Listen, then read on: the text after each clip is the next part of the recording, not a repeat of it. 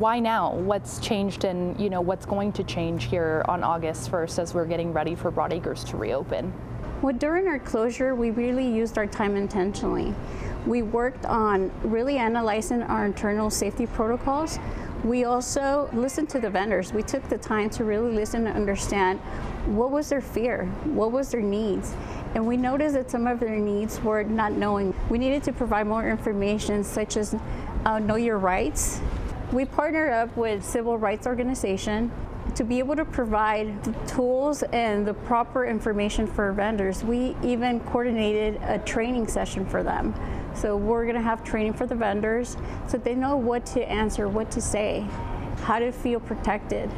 And I think taking those steps has allowed us to feel comfortable to reopen. So what sort of safety protocols and things like that can vendors expect, and customers as well?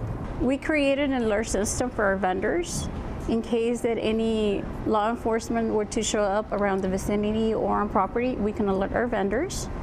Are you worried at all about federal agents showing up on opening day and the days coming?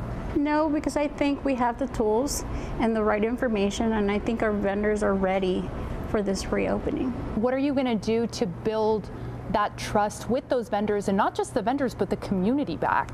The way that we can help is probably financially, in the sense that we are not going to charge our vendors anything during the time that we've been closed. Normally, our vendors would pay to leave, like their sheds, their setup. We won't charge any of that.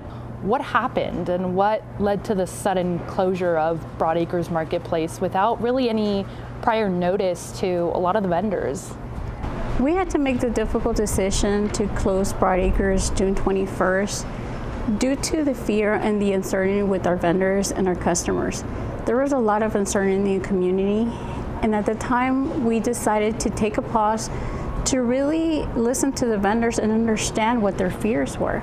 Well, some of the fears they had was not knowing if they were going to be able to come back tomorrow. There's been a lot of speculation, a lot of rumors in the community.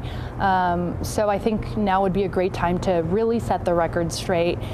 Did Broadacres Marketplace have any sort of formal or informal communication with federal agents at all? No, unfortunately, there's a lot of misinformation in our community, and that sometimes misleads people.